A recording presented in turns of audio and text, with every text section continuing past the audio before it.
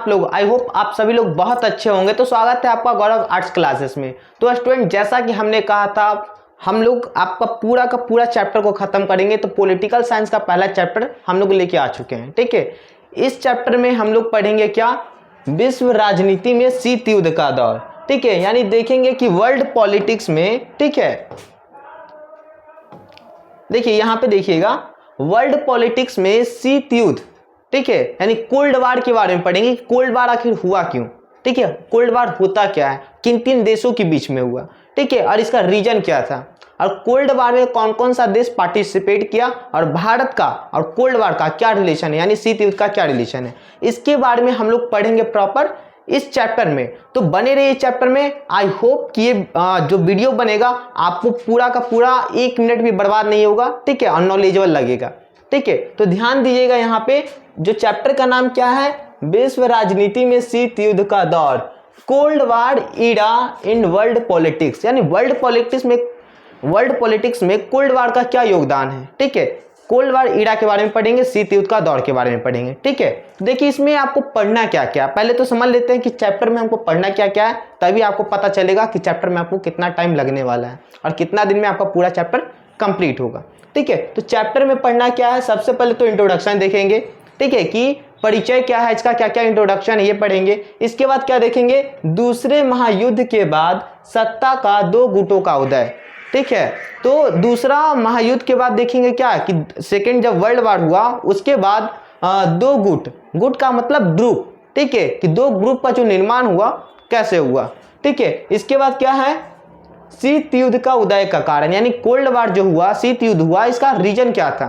कोई भी युद्ध ऐसे ही नहीं होता है, ठीक है, तो इसके बारे में समझेंगे। इसके बाद हम लोग नेक्स्ट समझेंगे क्या, शीत युद्ध के दायरे, यानी इसका लिमिटेशन कहां तक था, शीत युद्ध में क्या क्या हुआ क्या नहीं हुआ, इसके बारे में हम लोग प्रॉपर ढंग से समझने का प्रयास करेंगे, ठीक है। इसके बाद नेक्स्ट हम लोग पढ़ेंगे आलोचनात्मक समीक्षा, यानी शीत युद्ध का किन किन लोगों ने विरोध किया, ठीक है, किन किन लोगों ने आलोचना किया, इसके बारे में हम लोग प्रॉपर ढंग से समझेंगे और पढ़ने का प्रयास करेंगे, ठीक है। जब ये टॉपिक क्लियर होगा तो नेक्स्ट हम लोग पढ़ेंगे क्या, 2 ध्रुवीयता को चुनौतियां, ठीक है, यानी कौन क्या क्या चैलेंज आया 2 ध्रुवीयता में, ठीक है, यानी वर्ल्ड पॉलिटिक्स में जो कोल्ड वार चला, शीत युद्ध चला, उसमें क्या क्या चैलेंज आया, इसके बारे में हम लोग पढ़ेंगे। इसके बाद नेक्स्ट हम लोग पढ़ेंगे क्या, गुट निरपेक्ष आंदोलन, ठीक है, यानी गुट निरपेक्ष आंदोलन करने का मतलब क्या है, वैसा ग्रुप जो किसी भी लड़ाई में भाग नहीं लेना चाहता है, ना अमेरिका की तरफ से ना रूस की तरफ से, ठीक है। तो इस चैप्टर में प्रॉपर ढंग से हम लोग इसके बारे में पढ़ेंगे। इसके बाद देखेंगे भारत और शीत युद्ध, ठीक है, भारत का और शीत युद्ध का क्या रिलेशन है, ठीक है। इसके बाद है नई अंतरराष्ट्रीय आर्थिक व्यवस्था हेतु प्रयास, यानी नया आर्थिक व्यवस्था जो आया उसमें क्या क्या प्रयास किया गया है। तो देखिए ये जो चैप्टर होने वाला है, ये चैप्टर बहुत ही इंपॉर्टेंट होने वाला है, क्योंकि यहां से क्वेश्चन बहुत ज्यादा पूछा जाता है, ठीक है। चलिए यहाँ पे ध्यान दीजिएगा, यहाँ पे ध्यान दीजिएगा। सबसे पहले हम लोग इंट्रोडक्शन देखेंगे, आज का जो क्लास होगा प्रॉपर इंट्रोडक्शन के ऊपर ही होगा, ठीक है। चलिए ध्यान दीजिएगा, यहाँ पे सबसे पहले इंट्रोडक्शन दे दिया गया है आपका, ठीक है। इंट्रोडक्शन में क्या देखेंगे कि कोल्ड वार होने का रीजन क्या था, शीत युद्ध होने का कारण क्या था। देखिए तो बात ऐसा है ना कि देखिए जब 1945 में दूसरा विश्व युद्ध समाप्त हुआ, यानी सेकेंड वर्ल्ड वार जब समाप्त हुआ, ठीक है, उसके बाद क्या हुआ, इस युद्ध में संयुक्त राष्ट्र अमेरिका, सोवियत संघ, ब्रिटेन, फ्रांस के नेतृत्व वाले मित्र राष्ट्र ने जर्मनी, इटली, जापान के नेतृत्व वाले धुरी राष्ट्र को पराजित कर दिया। देखिए ऐसे आपको समझ में नहीं आएगा, हम आपको और आसान ढंग से समझाते हैं। यहाँ पे ध्यान दीजिएगा, यहाँ पे ध्यान दीजिए, देखिए सेकेंड जो वर्ल्ड वार चला, ठीक है, इसका टाइमिंग देख लीजिए। पहला जो वर्ल्ड वार चला यानी WW1, ये कब से कब तक चला था, पहला विश्व युद्ध 1914 से लेकर 1918 तक, ये आपको पता ही होगा। चलिए जिनको नहीं भी पता है कोई दिक्कत नहीं, सबको समझ में आने वाला है। सेकेंड वर्ल्ड वार कब चला, सेकेंड वर्ल्ड वार चला था आपका 1939 से लेकर 1945 तक, ठीक है, ये आपका सेकेंड वर्ल्ड वार चला। देखिए सेकेंड वर्ल्ड वार में कौन कौन सा देश पार्टिसिपेट किया था इसको समझते हैं। तो 2 ग्रुप पार्टिसिपेट किया था, एक ग्रुप का नाम था मित्र राष्ट्र, ठीक है, एक का नाम था मित्र राष्ट्र और दूसरा ग्रुप का नाम था धुरी राष्ट्र। ठीक है, एक का नाम था मित्र राष्ट्र, दूसरा का नाम था धुरी राष्ट्र। ठीक है, ये दो ग्रुप था जो सेकेंड वर्ल्ड वॉर में पार्टिसिपेट किया था। अब दोनों को समझते हैं। ठीक है, देखिए मित्र राष्ट्र में कौन कौन सा देश था, ठीक है, अधूरी राष्ट्र में कौन कौन सा देश था। तो देखिए मित्र राष्ट्र में जो देश था इसको हम लोग बोलते हैं बुफ, BUUF। ठीक है, बी से हो गया आपका क्या, ब्रिटेन, 1 मिनट। ठीक है, बी से क्या हो गया आपका ब्रिटेन,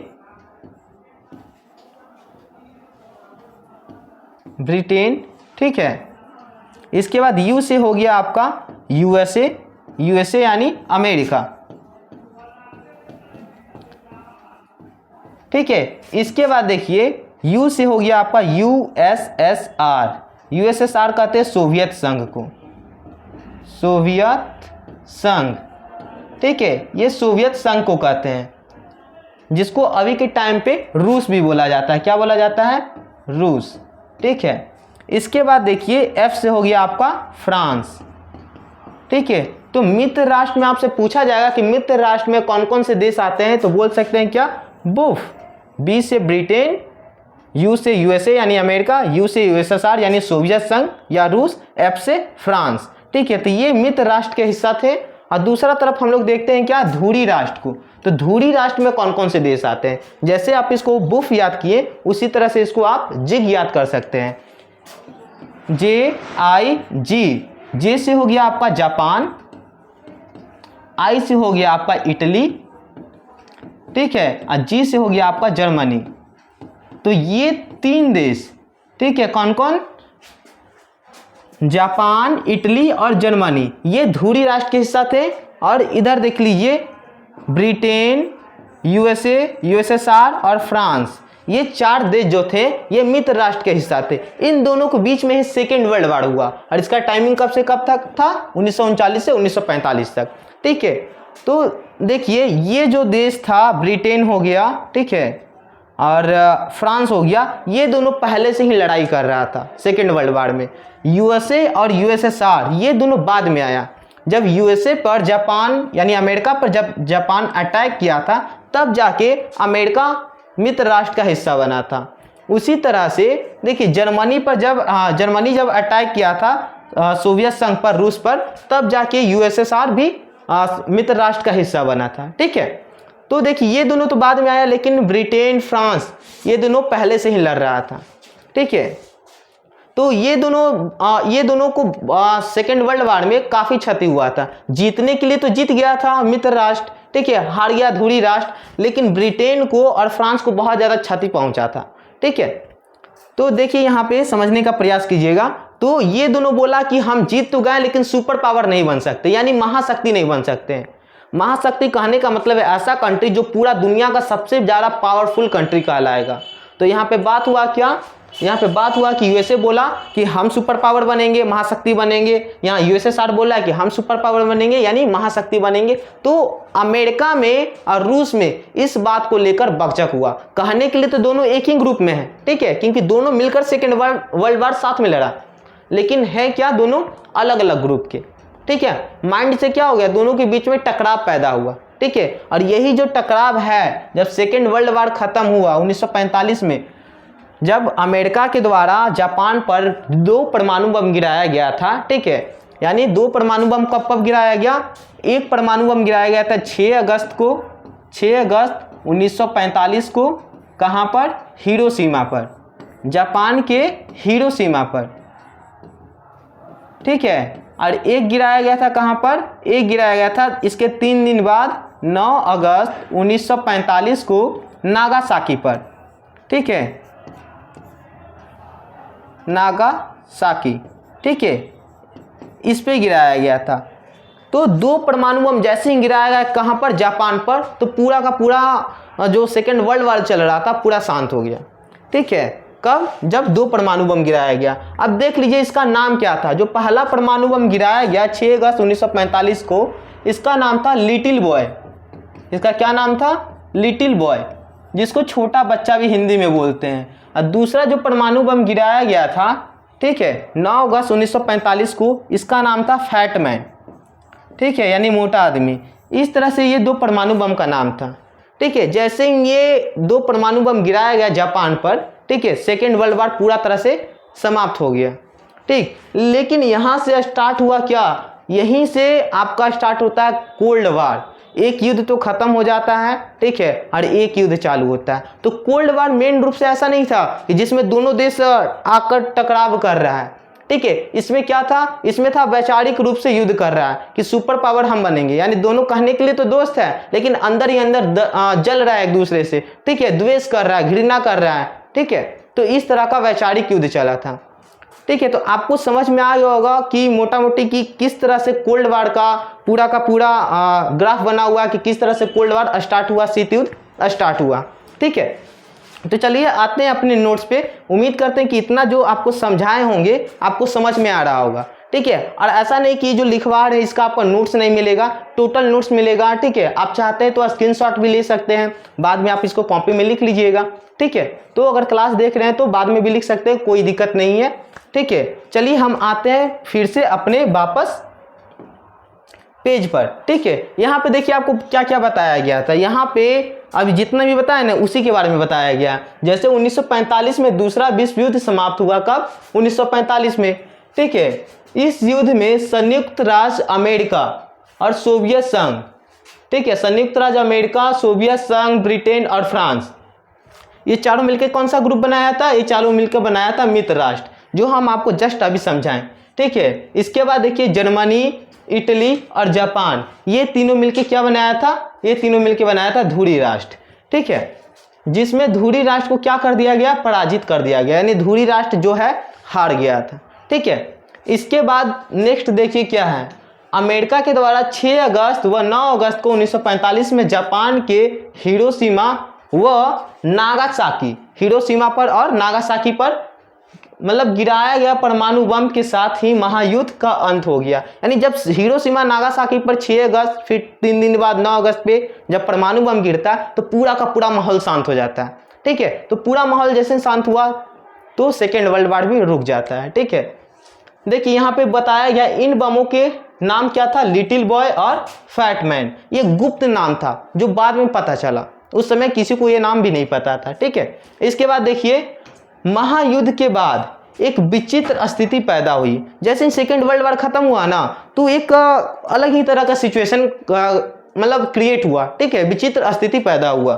ठीक है, जिसे एक अमेरिकी कूटनीतिक, ठीक है, एक अमेरिकी कूटनीतिज्ञ हैं, ठीक है, जिनका नाम क्या? वार्नर वारूच। वार्नर वारूच इसको क्या नाम देते हैं? शीत युद्ध का नाम देते हैं। तो अभी तक आपको पता चल गया होगा कि शीत युद्ध इसका नाम क्यों दिया गया, यानी जिसमें डायरेक्टली एक दूसरे से लड़ाई तो नहीं कर रहे हैं लेकिन सिचुएशन इस तरह का बना हुआ कि कभी भी लड़ाई हो सकता है, यानी सिचुएशन लाइक अ वार, कभी भी लड़ाई हो सकता है, लड़ाई लेकिन हो नहीं रहा है। ठीक है, तो उम्मीद कर रहे हैं कि अभी जितना भी समझा रहे होंगे आपको पूरा का पूरा माइंड में बैठ रहा होगा, सारा चीज समझ में आ रहा होगा। ठीक है, चलिए, तो सेकेंड वर्ल्ड वार का अभी जितना भी देख रहे हैं ना ये सब इंट्रोडक्शन है। ठीक है, इसके बाद देखिए नेक्स्ट क्या बताया गया, इसको समझते हैं। देखिए नेक्स्ट बताया गया है क्या? इसका आरंभ यूरोप में हुआ। जो कोल्ड वार का स्टार्टिंग हुआ कहां से हुआ है? यूरोप में हुआ। शीत युद्ध का शुरुआत कहां से हुआ? यूरोप में हुआ है। ठीक है, जहां पूर्वी यूरोप के देश सोवियत संघ के घेरे में आते चले गए तो बढ़ते हुए साम्यवादी प्रभाव को रोकने के लिए पश्चिमी यूरोप के देश अमेरिका के शिविर में चले गए, जिसे इसे पूर्व बनाम पश्चिम यानी ईस्ट वर्सेस वेस्ट का संघर्ष भी कहा जाता है। अब इसको ऐसे समझिए, देखिए यहाँ पे समझिए, एक शॉर्ट में आपको हम वर्ल्ड मैप बना के दिखा रहे हैं। ठीक है, परफेक्ट तो नहीं बना सकते हैं लेकिन कोशिश रहेगा कि आपको समझ में आ जाए। ठीक है, और उससे हम आपको समझाने का कोशिश करते हैं। मान लीजिए कि ये क्या है? ये आपका है इस तरह से गया हुआ है, ये एशिया है। ठीक है, और यहाँ पे आपका आ जाता है एशिया के ठीक नीचे इस तरह से ये आ जाता है अफ्रीका। ठीक है, उसी तरह से यहाँ पे आपका आ जाता है ऑस्ट्रेलिया। ठीक है, और यहाँ पे आपका ग्रीनलैंड आ जाता है। इधर आपका आ जाता है क्या? यूरोप, छोटा सा यहाँ पे यूरोप आ जाता है। ठीक है, इसके बाद ये साइड आ जाता है आपका नॉर्थ अमेरिका, ठीक है, और यहाँ पे आपका आ जाता है क्यूबा। क्यूबा एक कंट्री है, ठीक है, और नीचे में आपका आ जाता है साउथ अमेरिका, ठीक, नीचे में बर्फ से जमा हुआ अंटार्कटिका आता है। लगभग एक शॉर्ट फॉर्म में आपको मैप तैयार करके हम बता रहे हैं, करेक्ट तो नहीं है बट समझने के लिए इतना काफ़ी है। तो देखिए ये जो यूरोप है ना, यहीं से कोल्ड वार का शुरुआत हुआ।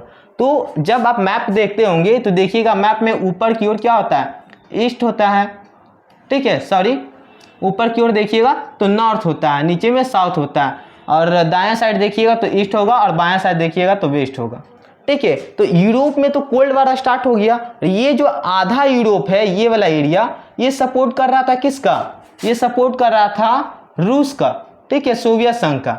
रूस देखिएगा लगभग सबसे बड़ा अगर देश बोला जाता है ना पूरा वर्ल्ड में तो रूस को बोला जाता है, ठीक है, क्षेत्रफल का दृष्टि से, जनसंख्या की दृष्टि से अभी के टाइम पे भारत है, पहले चाइना था लेकिन अब भारत है, ठीक है। तो देखिए जो ईस्ट का जो पूरब का भाग था यूरोप का, ये सपोर्ट कर रहा था रूस का, यूएसएसआर का, सोवियत संघ का, और जो पश्चिम का इतना जो बच गया यूरोप का हिस्सा, ये सपोर्ट कर रहा था किसका, अमेरिका का, ठीक है। तो यूरोप ही दो भाग में बट गया, एक ईस्ट साइड एक वेस्ट साइड। तो इसी को कहा जाता है क्या, ईस्ट वर्सेस वेस्ट, पूर्व बनाम पश्चिम, ठीक है। जस्ट हम आपको यहाँ पे जो बताएं, ठीक है, इसी को कहा जाता है क्या, पूर्व बनाम पश्चिम, ईस्ट वर्सेस वेस्ट, ठीक है। इसी को संघर्ष कहा जाने लगा, ठीक है। तो हमको लग रहा है कि आप सभी लोग को समझ में आ रहा होगा, किसी तरह का कोई डाउट नहीं होगा। देखिए इसके बाद क्या बताया गया, 1949 ईस्वी में चीन में साम्यवादी राज के बनते ही शीत युद्ध का रण क्षेत्र उत्तरी व दक्षिणी एशिया में भी पहुंच गया। धीरे धीरे शीत युद्ध की लपेट में पश्चिमी एशिया व अफ्रीका के देश भी आते गए। अब इसी को स्वतंत्र विश्व के बचाव के लिए संघर्ष कहा जाने लगा। देखिए ऐसा आप समझिए, यहाँ पे क्या बताया गया है, जैसे 1949 में क्या होता है, चीन साम्यवादी देश बनता है, ठीक है। तो चीन में भी क्या जाता है, शीत युद्ध हो जाता है, क्योंकि साम्यवादी है तो सपोर्ट करेगा किसका, सपोर्ट करेगा यूएसएसआर का, यानी सोवियत संघ का सपोर्ट करेगा, ठीक है। तो देखिए यहाँ पे मैप में देखिए, एक मिनट, यहाँ पे देखिए, जैसे ही यहाँ पे मान लेते हैं चाइना यहाँ पे आता है, ठीक है। तो चाइना में जैसे ही साम्यवादी देश बनता है चाइना 1949 में, ठीक है, तो यहाँ पे भी कोल्ड वार स्टार्ट होता है, ठीक है। धीरे धीरे एशिया का दक्षिणी एशिया में भी आ जाता है, उत्तरी एशिया में भी आ जाता है, और पश्चिमी एशिया में भी, पूरा लगभग एशिया में क्या होता है, शीत युद्ध का दौर चालू हो जाता है, ठीक है। और इसी को क्या कहा जाने लगा, इसी को कहा जाने लगा स्वतंत्र विश्व के बचाव के लिए संघर्ष, ठीक है। यानी जैसे जैसे कोल्ड वार बढ़ता गया एशिया में, तो इसको कहा जाने लगा स्वतंत्र विश्व के बचाव के लिए संघर्ष, ठीक है। चलिए इसको समझने के बाद हम लोग नेक्स्ट समझते हैं आगे, ठीक है। यहाँ पे समझिएगा, यहाँ पे बताया गया 1953 ईस्वी के बाद इस त्रासदीपूर्ण स्थिति में सुधार होना शुरू हुआ। कब, 1953 के बाद। जो शीत युद्ध चल रहा था, आधा दुनिया इधर बट गया था रूस के तरफ, आधा दुनिया बट गया था अमेरिका के तरफ, तो ये जो त्रासदीपूर्ण स्थिति था इसमें धीरे धीरे सुधार होने लगा। कब, 1953 के बाद, ठीक है। देखो यहाँ पे बताया गया है, दोनों महाशक्तियां एक दूसरे के निकट आने लगी, परस्पर वार्तालाप व सहयोग के लक्षण प्रकट होने लगे, जिन्हें तनाव स्थल डिटेंट की संज्ञा दी गई। देखिए 1953 के बाद क्या हुआ, रूस और अमेरिका दोनों आपस में पास आने लगा। कहने का मतलब क्या, दोनों के बीच में सहयोग होने लगा, हेल्प दोनों एक दूसरे का करने लगा, ठीक है। और कोई भी प्रॉब्लम होता था तो उसको बातचीत करके सॉल्व करने का कोशिश करने लगा, ठीक है। तो इसी को कहा जाता है क्या, इसी को कहा जाता है तनाव शैथल्य।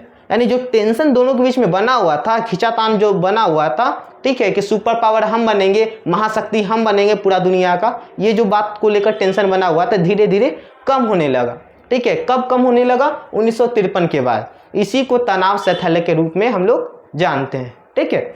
चलिए तनाव शैथल्य को समझने के बाद लास्ट देखिए यहाँ पे क्या बताया गया, 1991 ईस्वी में सोवियत संघ का विघटन के साथ शीत युद्ध व तनाव शैथल्य दोनों का अंत हुआ। जैसे 1991 में क्या आता है, सोवियत संघ का विघटन होता है। यानी सोवियत संघ में टोटल 15 कंट्री आते हैं। सोवियत संघ का ग्रुप बना हुआ 15 कंट्री का, जिसका लीड कर रहा था रूस। ठीक है, तो मेन रूप से रूस को इन सोवियत संघ हम लोग कह देते हैं।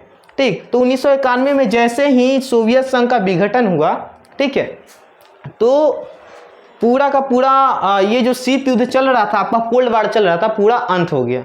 ठीक है, जो तनाव स्थल चल रहा था, इसका पूरा तरह से अंत हो गया। ठीक है, तो उम्मीद हम कर रहे हैं कि आज का जो क्लास है, ठीक है, जितना भी आपको इंट्रोडक्शन क्लास में पढ़ा रहे होंगे, आप लोगों को समझ में आ रहा होगा, पढ़ने में मन लगा होगा। ठीक है, और ये वीडियो आपको नॉलेजेबल लगी होगी, यूजफुल लगी होगी। ठीक है, तो अगर आप चाहते हैं कि आप अपने पढ़ाई को इसी तरह से कंटिन्यू अच्छे ढंग से कर पाएँ, आप अपना नॉलेज को बढ़ा पाएँ, बोर्ड एग्जाम हो, आप किसी भी बोर्ड से हो, बिहार बोर्ड से हो, यूपी बोर्ड से हो, दिल्ली बोर्ड से हो, किसी भी बोर्ड से हो, ठीक है, आपका सभी बोर्ड के लिए कोर्स बनाया गया है। ठीक है, क्योंकि ये जो कोर्स है, इसमें आपका 2 पब्लिकेशन का हम सहायता लिए हैं। ठीक है, आपके पूरा का पूरा नोट्स को बनाने में। ठीक है, एक तो आपका एनसीईआरटी हो जाता है। ठीक है, एनसीईआरटी कितना इंपॉर्टेंट है सभी लोगों को पता है। दूसरा क्या हो जाता है आपका एसपीपीडी पब्लिकेशन। ठीक है, तो ये 2 पब्लिकेशन का हम यूज कर रहे हैं। ठीक है, जिससे आपका पढ़ाई बहुत अच्छे ढंग से हो पाए। तो उम्मीद कर रहे होंगे कि जितना भी पढ़ा रहे होंगे आप सभी लोग को समझ में आ रहा होगा। अगर आप चाहते हैं कि इसका प्रॉपर नोट्स भी हमको मिले सर, ठीक है, तो आप अगर चाहते हैं कि आपको नोट्स भी मिले, तो आप हमारे व्हाट्सएप पे कांटेक्ट कर सकते हैं 6206071042। ठीक है, 1042। ठीक है, इस पे आप कांटेक्ट कीजिएगा, मैसेज कीजिएगा, सर हमको नोट्स चाहिए, हम आपके यूट्यूब चैनल के थ्रू आए हैं, आपके चैनल को सब्सक्राइब किए हैं। ठीक है, तो हमको जैसे ये बात पता चलेगा कि नहीं नहीं मेरा बच्चा सब्सक्राइब करके आया है, ठीक है, हमारा वीडियो को देखता है, तो हम आपको नोट्स देंगे। ठीक है, तो चलिए हम उम्मीद कर रहे होंगे कि जितना भी आपको पढ़ाई करवा रहे होंगे आपको समझ में आ रहा होगा। कभी भी आपको किसी तरह का प्रॉब्लम होता है, आप कमेंट में कीजिए कि सर हमको यहाँ पे प्रॉब्लम हो गया। देखिए कभी कभी क्या होता है कि जब पढ़ाते तो थोड़ा बहुत इधर उधर हो जाता है, तो थोड़ा बहुत भी अगर गलती हुआ होगा हमसे तो उसको माफ़ कीजिएगा। ठीक है, थोड़ा बहुत मिस्टेक, उच्चारण का मिस्टेक, वर्ड का मिस्टेक या फिर डेट, कभी कभी, ज़्यादातर नहीं, अनजाने में कभी कभी हो जाता है, कुछ मिस्टेक हो जाता है। तो अगर कुछ मिस्टेक हो गया होगा तो माफ़ कीजिएगा। मेरा उद्देश्य ऐसा कुछ नहीं है कि किसी का भावना को मिस्टेक पहुंचाना या कोई गलत इन्फॉर्मेशन पहुंचाना। ठीक है, लेकिन हो भी गया होगा तो माफ़ कीजिएगा। ठीक है, तो उम्मीद करते हैं ये वीडियो सभी को यूजफुल लगा होगा, नॉलेजेबल लगा होगा, और हमारे साथ जुड़ने के लिए हमारे चैनल को सब्सक्राइब करें, और ये वीडियो अच्छा लगा होगा तो वीडियो को लाइक करें, और अपने फ्रेंड के साथ या फैमिली मेम्बर जो पढ़ाई कर रहे हैं 12th का, उनके साथ इस वीडियो को शेयर करें ताकि वो भी अपना पढ़ाई को अच्छे ढंग से कर पाएँ। Thank you for watching. जय हिंद।